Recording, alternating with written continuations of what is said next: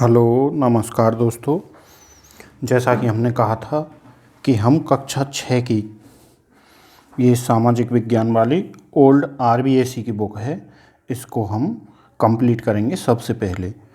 तो अब हम शुरू करते हैं। इसमें शुरू में ही आप देखिए ज्योग्राफी के कुछ अध्याय दिए गए हैं, ये आपको दिख रहे हो तो हमारा ब्रह्मांड, सौर परिवार, अंतरिक्ष खोज, ग्लोब, मानचित्र, महाद्वीप, महासागर और पर्वतीय प्रदेश। तो इसमें से हमने जो प्री में आरएस के आने में जो सवाल हैं मोस्ट उनको छांटकर आपके लिए लिखा है और इस वीडियो में हम उन पर चर्चा करेंगे। आप देखिए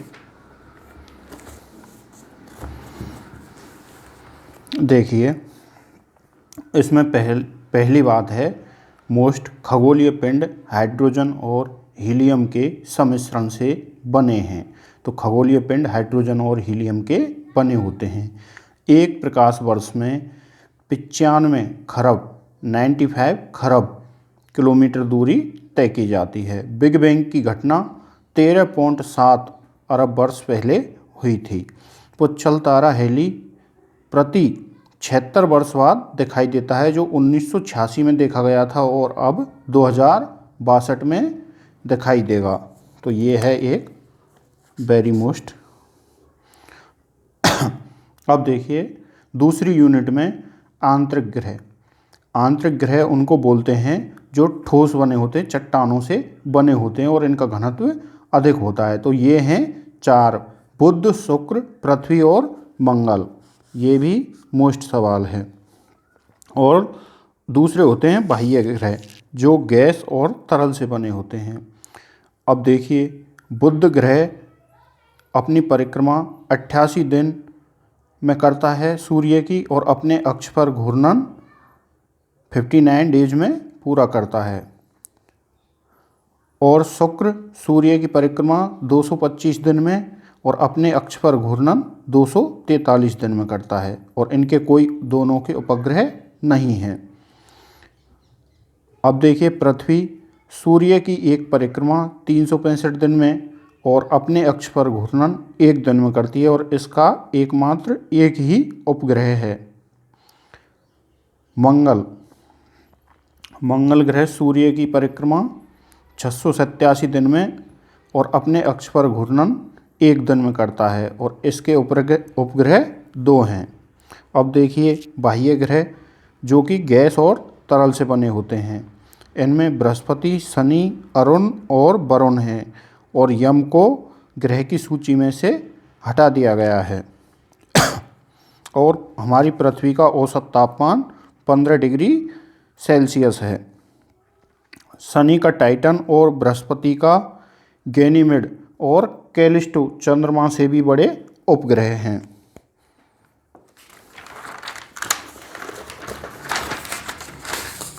अब देखिए चंद्रमा को अपने अक्ष पर घूमने में लगभग 29 डेज लगते हैं और पृथ्वी का चक्कर लगाने में 27 डेज लगते हैं। क्षुद्र ग्रह जिनमें सेरेस प्रमुख है। अब देखिए यूनिट 3 की मोस्ट बातें ये हैं।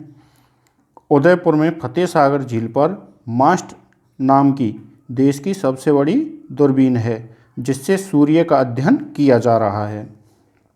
दूसरी बात, दक्षिण भारत के कावलूर जो कि तमिलनाडु स्टेट में है, उस स्थान पर बेनू बापू दूरबीन को स्थापित किया गया है। अब आगे सवाई जयसिंह ने 1734 में पहली वेधशाला, जिनको जंतर मंतर भी बोला जाता है, वो पहली दिल्ली में बनवाई थी और अब भी आंदोलन और धरने जंतर मंतर पर दिल्ली में दिए जाते हैं। और दूसरी 1734 में जयपुर में और इसके अलावा बनारस, उज्जैन और मथुरा में। यह आया हुआ सवाल है जिसमें 4 ऑप्शन देकर एक के बारे में पूछा गया था कि कहाँ पर वेधशाला नहीं है सवाई जयसिंह की। तो इसी तरह से सवाई जयसिंह ने 3 यंत्र बनवाए थे, उनका आविष्कार किया था, जिनमें सम्राट, जयप्रकाश और राम यंत्र प्रमुख हैं, जिनमें सम्राट यंत्र सबसे बड़ा है। गुरुत्वाकर्षण से बाहर निकलने के लिए पलायन वेग 11.2 किलोमीटर प्रति सेकंड जरूरी है। उपग्रहों की ऊंचाई जो पृथ्वी से स्थापित किए जाते हैं कृत्रिम उपग्रह, उनकी ऊंचाई 6400 से 3600 किलोमीटर 6400 से 36,000 किलोमीटर के बीच में होती है। 1957 में स्पुतनिक फर्स्ट रूस द्वारा और स्पुतनिक सेकंड में लाइका नाम की कुतिया जीवित प्राणी के रूप में भेजी गई थी। यूरी गागरिन ने वोस्टोक फर्स्ट में अंतरिक्ष की यात्रा की थी। ये दोनों मोस्ट हैं। और राकेश शर्मा ने सोयूज T11 में यात्रा की थी और सोयूज 7 स्पेस स्टेशन में शोध किया था। अब इसरो के बारे में दिया गया है और ये हमारे सिलेबस में भी है प्री के स्पेसिफाई।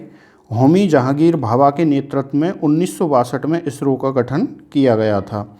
भारतीय अंतरिक्ष कार्यक्रम को गति विक्रम साराभाई ने दी। 1975 में प्रथम भारतीय उपग्रह बैकानूर से भेजा गया था। बैकानूर रूस में स्थित है।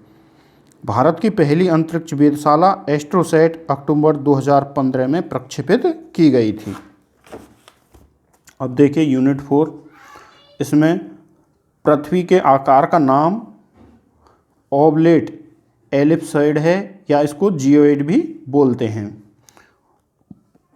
और पृथ्वी का भूमध्यवर्ती व्यास 12,756.6 किलोमीटर है, जबकि ध्रुवीय व्यास 12,714 किलोमीटर है। भूमध्य रेखीय परिधि, तो पृथ्वी की भूमध्य रेखीय परिधि 40,075 किलोमीटर है और जबकि ध्रुवीय परिधि 40,008 किलोमीटर है।